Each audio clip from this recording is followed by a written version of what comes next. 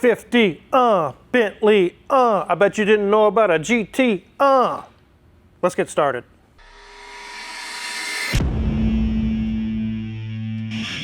Good thing you're a mechanic and not a rapper. Yeah, I'm not a musician. I don't get into rapping or anything like that. I would fail really miserably. I'll stick to my day job, guys. This is my friend Bob's 2020 Bentley GT. We're going to talk about when you buy that dream car you've always wanted, do your research. Because most models of cars will have 2 or 3 or 4 different engine packages or different available options. There's certain ones that are awesome, but they're absolute nightmare to work on. And there's some that are just as cool, maybe a little bit less cool, but save you a ton of money and headaches when it comes time to work on them. We'll take a look around this here in a minute, but Bob has always wanted a Bentley Continental GT, and he messaged me. He said, hey, what do I need to know here? What are some of the secrets of when I go to buy one of these? I said, do not buy the W12 at all. You will be in tears, you will be sad, it'll be broke. Everything on that engine is engine out, engine out, engine out, engine out to do anything. And he listened. Thanks, Bob, for taking the advice. You're seeing the benefits and some of the fruition of that decision here. We'll show you some more of that today. But this doesn't just apply to Bentleys. It could be Corvettes, it can be Lamborghinis, it could be Mercedes-Benz, it could be a lot of different cars. There are engines on the market you would be in a huge nightmare. You will wish you never bought the car. And then there are engines you say, thank God I got that engine package because this and that broke, not a big deal to replace. I'm so happy with that decision. Just like with Mrs. Wizard's Land Rover Defender, it's a 2024. When we purchased it, there were 3 engine options. There was a turbo 4-cylinder, a turbo/supercharged inline 6. Yes, it's turbo and supercharged. And then they had the twin turbo V8, massive horsepower, but also really expensive to work on. We did go road test the 4-cylinder, thinking it'd be easier to work on, a lot of room around it, but it just didn't have any power. We went with the inline 6. It has more than enough power, but yet there's plenty of room around to get to everything and easy to get to the parts and whatnot. The V8 would have been cool, but we really didn't need that much power and it'd be much harder to work on. Again, I do apologize. It's a very, very windy day. We're in a seasonal change and the winds are shifting back and forth here in Kansas and it's making all kind of noise. So it is what it is. This does not have the W12 on this Bentley. It has a 4-liter twin turbo V8. And starting around 2012, 2014, somewhere around in there, I think it might be 2014 is when Bentley started offering the V8 and it was a godsend. Anyone that asks me, hey, I'm looking at a Continental GT, I say, run away from the W12. Let's take a look around how beautiful this thing is. It is so nice. Isn't that a beautiful front end, Mrs. Wizard? I absolutely love this mesh grille. When you see this in your rearview mirror, you don't mistake it for a Ford Mustang or a Hyundai Sonata. You know right away a very expensive Bentley is behind you. As we go around to the side, nope, it don't have 20s. It's got 22s, guys. Very beautiful wheels on it. And these front brakes are huge. They're like dinner plates. Massive, massive brakes. Way bigger than the ones that are in the back.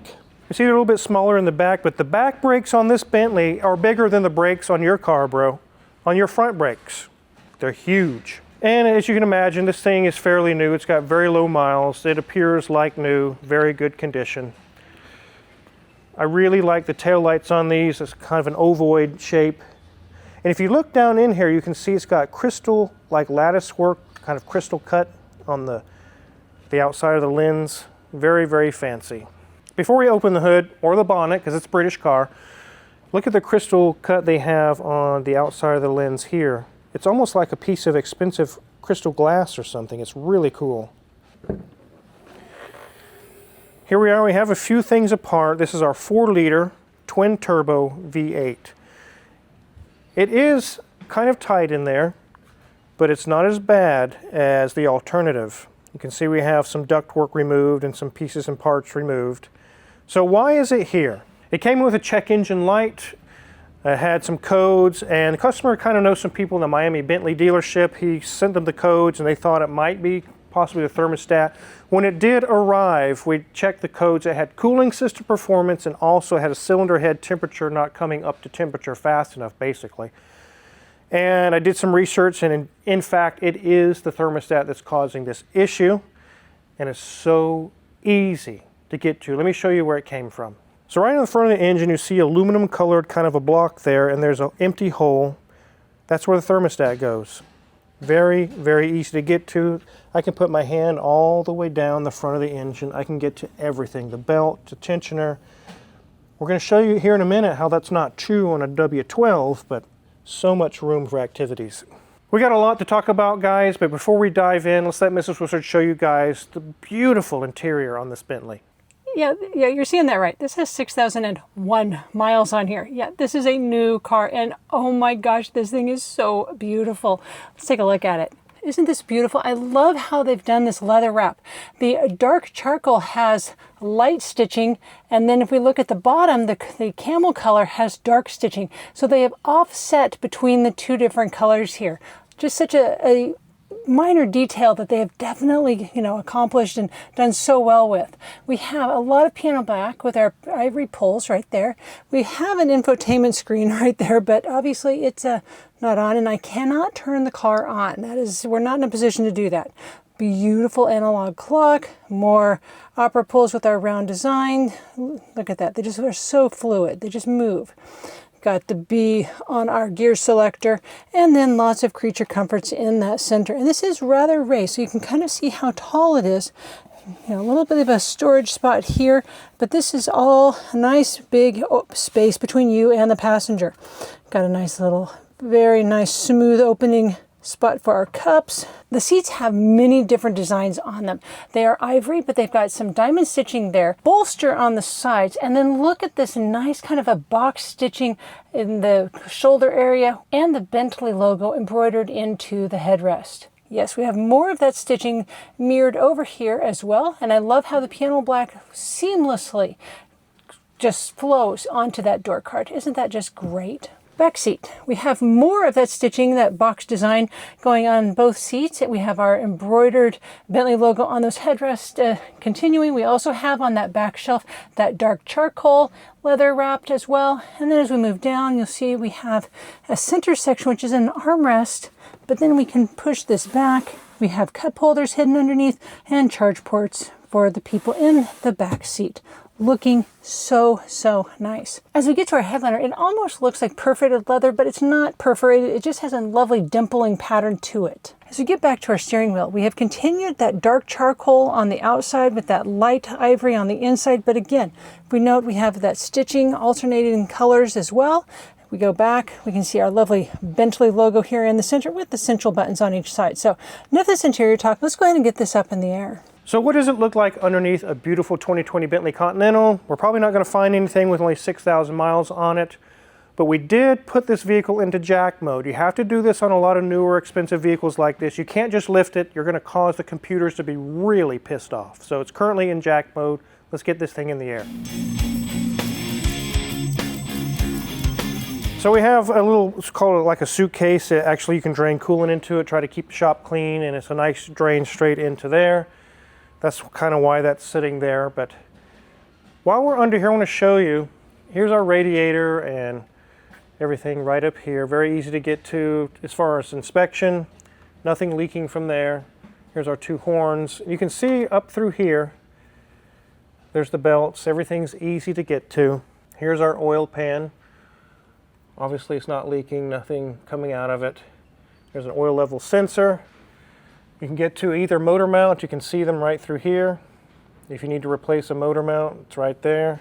We'll check out these wheels. Massive brakes. The pads are like 95%. You can see these struts up here. Very expensive, specialized struts. All kinds of electronics in them. That's why you have to put it in jack mode. They want to know what you're doing with the car. Sway bar link is not loose. Nothing's loose. I don't anticipate anything is going to be loose on here. Same story over here. Brakes are like new. Struts are not leaking any air or anything. Sway bar links are good. Nothing loose there. There's lots of components. As we remove these shields, you will be able to get to the bottom of the engine and get to a ton of parts and things that really aren't able to be gotten on a W12. Here's our transaxle. Nothing's leaking. If you need to do a service, here's the pan. One thing I want to show you on this exhaust is really cool. One way you can have your exhaust not hang so low is to make a circle into a pancake, just like they've done here. It's nice and oval shaped, same amount of throughput, but it's no longer hanging down so low. We have a big resonator chamber there. This is some structure that goes to the body. Tons of these soft fiber panels. You can kind of feel it's like fur. Really nice. Here's more exhaust here. You'd have to remove tons of panels if you want to get in there and start really looking at stuff. But here's our differential in the rear. Nothing leaking.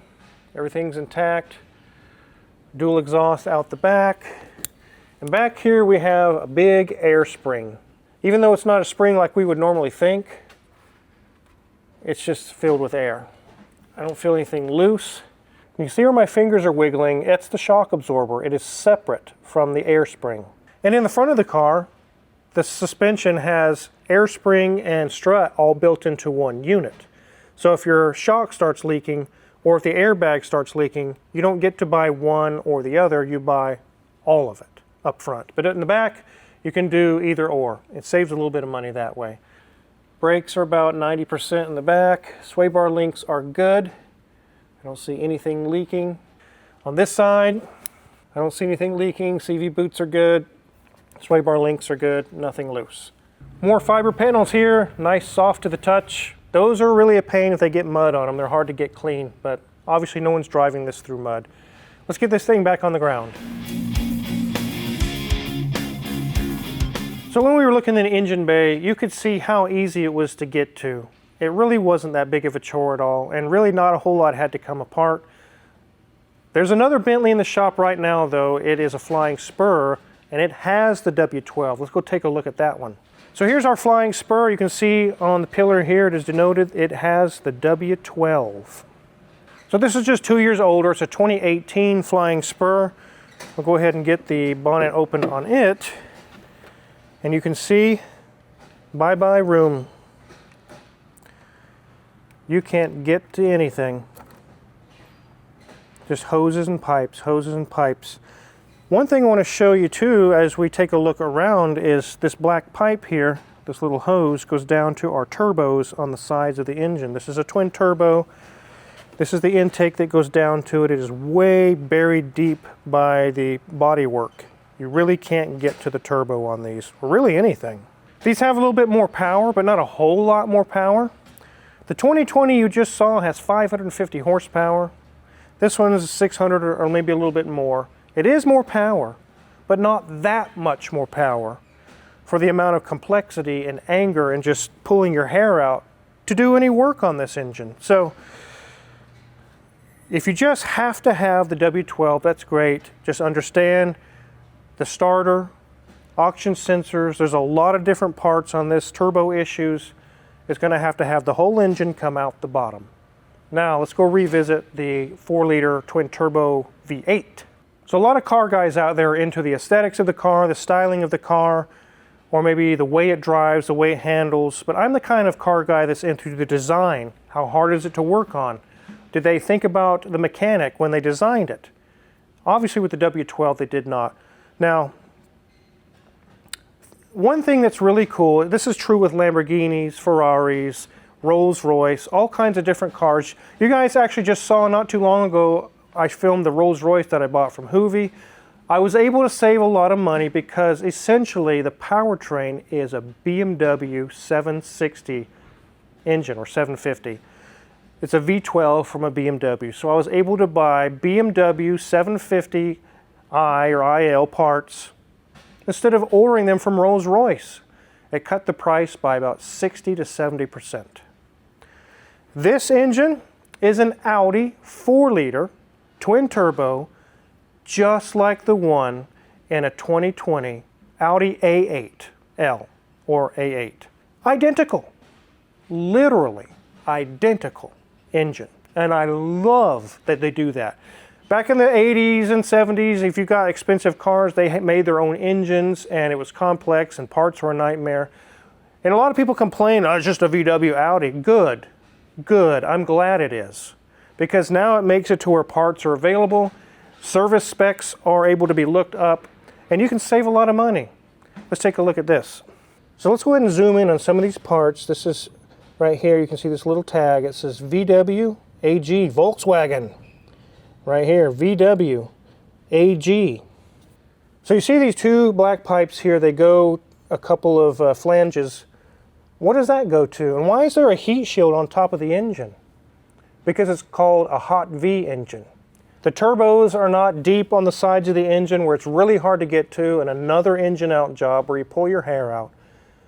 This is twin turbo, and both turbos reside right under this shield. I'm not going to remove it or take it apart because it's not necessary, but you can kind of see the turbos right there, just the fronts of them. So on a normal engine, on a V8, you think the outsides of the cylinder heads are where the exhaust manifolds go, or turbos if you have turbos. In the middle of the V is where your intake goes, right? Wrong. Not on this engine, it's completely backwards. Your exhaust is in the middle of the V, going into the turbos. Your intake is where the exhaust manifolds used to be. It's completely reversed, and I love it. Because if the turbos go bad, they're right here. You can just get to them. They're not a huge teardown. There's a lot of parts on this engine that does not require engine out. That's why I pushed this so much on to Bob when he bought it, and it's a really great engine. Now let's take a look at these thermostat issues. Let's take a look at the old one. So these little panels right here is all that had to come off to do the thermostat. That's it. No engine out, no major frustrations. And here we see two thermostats. I want to let you guys look at them. Can you tell which one's bad and which one's good? And can you tell which one is the replacement? So let's play the game, guys. There's two thermostats in front of us. Which one can you guess is the original one that came from Bentley in this car that has failed? Is it A or B? Which one do you think it is? The one that came out of this car, I actually had to write the word bad on it because even I was starting to get confused. This is the original one that came out of the car. It is B. Let's take a look at some of the markings on this. You can see it says Calorstat France. Right here, VW AG. It doesn't say Bentley, it's VW AG. I was able to go to my supplier and order a thermostat for a 2020 Audi A8 with the twin turbo 4-liter V8. Let's take a look at the new one that just showed up. Look at that, guys. Calorstat France.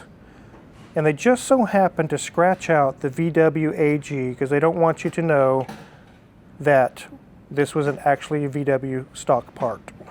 So I looked up the part number for the Bentley thermostat on this through a Bentley part supplier, got the part number, and then I looked up the Audi A8 part to the letter, identical letter for letter part numbers. Except the Bentley supplier cost 4 times more money because it's a Bentley. Well, I've got the Bentley guys, they know they're going to spend money, they're prepared to spend the big bucks, they're just going to say, I got to have it, I'll buy it. But a lot of these newer cars are using Audi or VW powertrains, BMW powertrains. You can save a lot of money. In fact, when Mrs. Wizard had a Land Rover Discovery Sport, it had a Ford EcoBoost 2-liter in it, basically a Ford. It had some parts that went bad, and I was able to just order them for Ford Escape, EcoBoost 2.0, and it lined up and the parts were identical, same part numbers and everything. So does this hurt the value of the car by putting a non-brand name part like Bentley part? No, because they did that when the car was new. When it was brand new on the assembly line, Bentley Corporation, or whatever you want to call them, put an Audi engine with an Audi thermostat in it. And so are we doing the same today. Bentley did not make this engine. Bentley did not make the thermostat. And they didn't make the one on the Bentley part suppliers page you're looking at either. VW Audi did. So if this were to be sold in the future and the potential buyer did a very thorough inspection to make sure all proper parts were used, they won't even be able to tell the difference because the exact same part numbers are on the parts that we used. And if the argument's made, did you buy this from a Bentley parts supplier? You can say no, because Bentley didn't even buy it from Bentley. They bought it from VW Audi. But the car itself is obviously not an Audi. Bentley went through and did the body design, the interior, the way it handles, the way it drives. They are responsible for making a true Bentley, but they used Audi VW parts to do it. Now, with the brakes and suspension on this car, it's going to be pretty much designed for this Continental. It's not going to really cross-reference. There's some parts that don't really cross-reference. The brakes are going to be ungodly expensive. The suspension is going to be crazy expensive. But when you know there are certain areas where you can save money, it really helps in the maintenance and repairs and keep the cost down, and yet still be able to drive and own a very top-level, top-tier car. So before this is all back together and back to the customer, I definitely wanted to show you this beautiful Continental GT. And again, I apologize for my terrible rap music at the beginning. I'm not really a rap artist. But I wanted to show you guys that I've seen over and over again through the years that you get very expensive cars, there's always a workaround. You really cross-reference the part numbers and you can find out identical parts used on a cheaper model, cheaper brand. It works perfectly on that car. If you're curious what kind of tools we're going to use to work or finish up this Bentley or any other car in the shop, check our Amazon affiliates link in the description below. A lot of the tools we use every day are tried and true and proven in the shop, are listed for sale there, and if you purchase any of them, we get a small cut, and we really appreciate it. And before you go, make sure to hit the subscribe button and the notification bell, because we have a full schedule, tons of videos coming down the pike for you guys. Thanks for watching.